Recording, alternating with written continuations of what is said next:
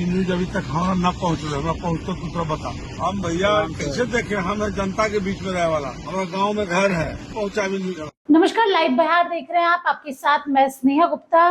देश का माहौल इस बार तनावपूर्वक है। जिस तरीके से हर तरफ वॉर छिड़ी हुई है, जंग होने की आशंका है, और एक तरफ पाकिस्तान है तो दूसरी तरफ हिंदुस्तान है। और 22 अप्रैल को जिस तरीके से कश्मीर के पहलगाम में हमला किया आतंकियों ने, मासूम लोगों की जान ले ली, उसके बाद ऑपरेशन सिंदूर चलाया गया। ऑपरेशन सिंदूर के जरिए जिस तरीके से भारतीय सेना ने और प्रधानमंत्री नरेंद्र मोदी की सरकार ने अपना बदला पूरा किया, उसकी सराहना पूरे देश में हो रही थी।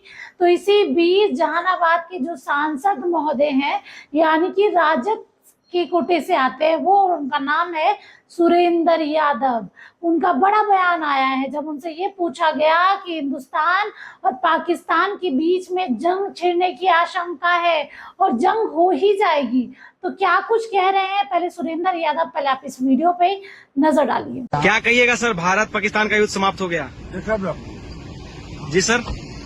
ये न्यूज अभी तक हमारा न पहुँच रहा है, पहुँचता तो थोड़ा बता। अभी नहीं देखे हैं सर। हम भैया कैसे देखे, हम जनता के बीच में रहे वाला, हमारा गांव में घर है, एक बार नहीं पहुंचा भी नहीं। तो सुना आपने, सीधे तौर पे उन्होंने कह दिया हमको पता ही नहीं है, हमें जानकारी नहीं है, हम जनता के बीच रहते हैं। जहां पूरा देश सिर्फ यही चर्चा कर रहा है कि आखिरकार देश का माहौल किस ओर जा रहा है, जंग होगी या नहीं होगी। सीज फायर का उल्लंघन कर दिया है पाकिस्तान ने। अब भारत आगे क्या कुछ कदम उठाएगा, भारत किस तरीके से अपना बदला पूरा करेगा, और जिस तरीके से पाकिस्तान ने सीज फायर का उल्लंघन किया है उसके बाद अगला कदम क्या कुछ होगा। जहां पूरा देश आग बबूला हो रखा है और हर कोई चाह रहा है कि इस बार जंग हो ही जाए।